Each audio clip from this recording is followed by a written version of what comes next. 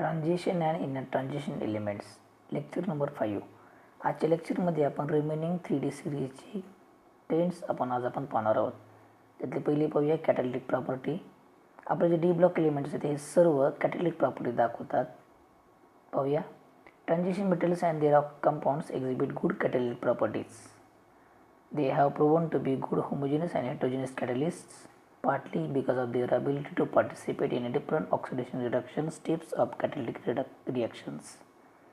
आपले जे transition metals आहेत हे आणि त्यांचे कंपाऊंड्स आहेत हे गुड कॅटॅलिटिक प्रॉपर्टीज दाखवतात आणि ते वेगवेगळ्या होमोजेनियस आणि हेट्रोजेनियस कॅटलिसिस रिॲक्शनमध्ये ते त्यांची ॲबिलिटी दाखवून देतात.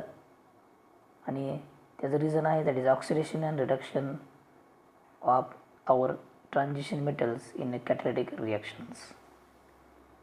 These steps involve change in the oxidation states of these metals ions. ज्यावेळेस आपले मेटल किंवा त्यांचे कंपाऊंड्स किंवा आयन्स हे जेव्हा रिएक्शनला सहभाग घेतात त्यावेळेस त्यांच्यामध्ये ऑक्सिडेशन स्टेट्स चेंज करतात, त्यामुळे कॅटॅलिटिक प्रॉपर्टी आपल्याला पाहायला मिळते. Compounds of Fe, cobalt, nickel, palladium, platinum, chromium etc. are used as a catalyst in a number of reactions. Their compounds enhances the rate of chemical reactions. काही compounds iron, cobalt, nickel, palladium, platinum आणि क्रोमियमचे काही compounds हे वेगवेगळ्या रिॲक्शनमध्ये आपल्याला पाहायला मिळतात. त्यांचे कंपाऊंड्समुळे त्या रिॲक्शनचा रेट हा वाढला जातो. In homogeneous catalysis reaction the metal ion participate by forming the unstable intermediate and in case of heterogeneous catalysis reaction on the other hand the metal provides a surface area for the reactant to react. आपले जे transition metals आहेत ते homogeneous कॅटलिसिस रिॲक्शनवर सहभाग घेतात by forming that is unstable intermediate compounds. आणि in heterogeneous catalysis रिॲक्शनमध्ये आपले transition metals provide a surface area for the reactant to react and convert into the product. So in this way they can increase the rate of chemical reaction. इथं आपण काही examples पाहूया. For example manganese dioxide जो एक catalyst आहे तो सहसा करून पोटॅशियम क्लोरेट दॅट इज क्लोरेटचं डिकम्पोजिशन करण्यासाठी वापरला जातो. त्याचबरोबर manufacture of ammonia by Haber प्रोसेसमध्ये मोलिब्डेनम आणि आयर्न हा कॅटलिस्ट त्या ठिकाणी वापरला जातो. त्याचबरोबर कोबाल्ट आणि थोरियमचा ॲलॉय हा फिशर टॉप्स प्रोसेसमध्ये इन सिंथेसिस ऑफ गॅसोलिनमध्ये वापरला जातो. त्याचबरोबर finally divided nickel these are mainly used as in a reduction reaction that is hydrogenation of carbon carbon double bond that is alkene compounds. या ठिकाणी उदाहरण दिले alkene that is ethyne converted to ethene by hydrogenation reaction by using a nickel catalyst. त्याचबरोबर कमर्शियलसुद्धा nickel हा hydrogenation of edible oil into solid fat यामध्ये आपण nickel हा कॅटलिस्ट हा वापरला जातो. त्याचबरोबर in a contact process that is formation of sulphuric acid conversion of SO2 into SO3 करण्यासाठी आपण प्लॅटिनाइज्ड ॲस्बेस्टॉस शीट त्या ठिकाणी वापरतो जो एक महत्त्वाचा कॅटलिस्ट आहे. त्याचबरोबर कन्व्हर्जन ऑफ कार्बन मोनॉक्साईड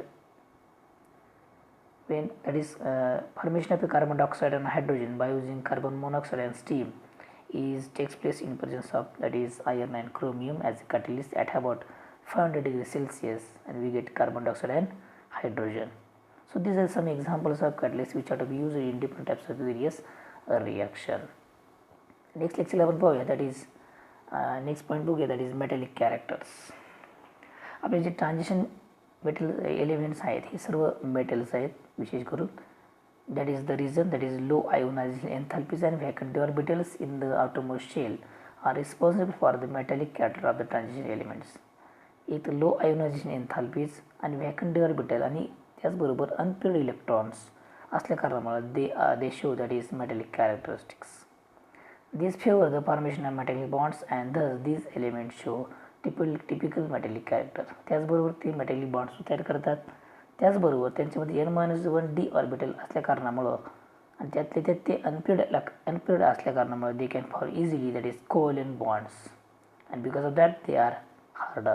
ते पाहूया. The hard nature of this element suggest the formation of a covalent bond in atoms in them.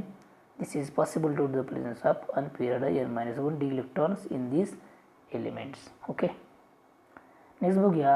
Nearly all transition elements show that is HCC that is hexagonal close packed structure.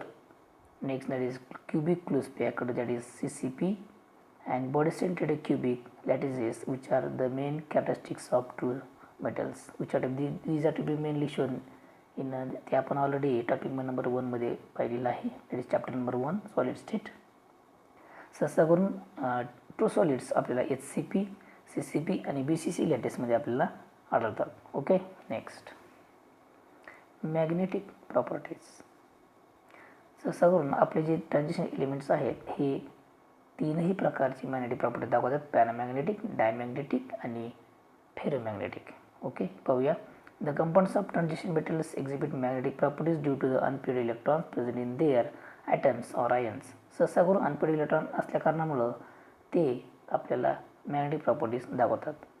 When a magnetic field is applied, substances which are attracted towards the applied magnetic field are called as paramagnetic, while the ones which repel are called as a diamagnetic, and some substances which are attracted very strongly are called as a ferromagnetic substances. आपल्या ह्या transition मेटलमध्ये जर आपण त्या मेटलला जर आपण applied magnetic field जर आपण magnetic field apply केली असता जर ते अट्रॅक्ट झाली तर त्यांना आपण पॅरामॅग्नेटिक असं म्हणतो. जर ते रिपल झाले तर त्यांना आपण डायमॅग्नेटिक असं म्हणतो. आणि जर स्ट्रॉंगली अट्रॅक्ट झाली तर त्यांना आपण फेरोमॅग्नेटिक असं म्हणतो. ओके, जे पॅरामॅग्नेटिक असतात जे अट्रॅक्ट होतात त्यांच्यामध्ये अनपेड इलेक्ट्रॉनची संख्या असते, अनपेड इलेक्ट्रॉन असतात. जे रिपल होतात त्यांच्यामध्ये पेअर इलेक्ट्रॉन्स असतात. आणि ज्यांच्यामध्ये अनपेड इलेक्ट्रॉनची संख्या जास्त आहे ते जास्त अट्रॅक्ट होतात आणि त्यामुळे ते फेरोमॅग्नेटिक असतात. आपल्या पिरियड टेबलमध्ये जर आपण मॅग्नेटिक प्रॉपर्टी जर बोर मॅग्नेटॉनमध्ये बघितली तर आपल्याला सुरुवातीचे काही एलिमेंट्स हे सहसावरून पॅरामॅग्नेटिक दाखवतात, शेवटचे हे पॅरामॅग्नेटिक दाखवतात आणि मिडल जे एलिमेंट आहे ते पॅरामॅग्नेटिक आणि फेरोमॅग्नेटिक दोन्ही प्रकारे दाखवतात.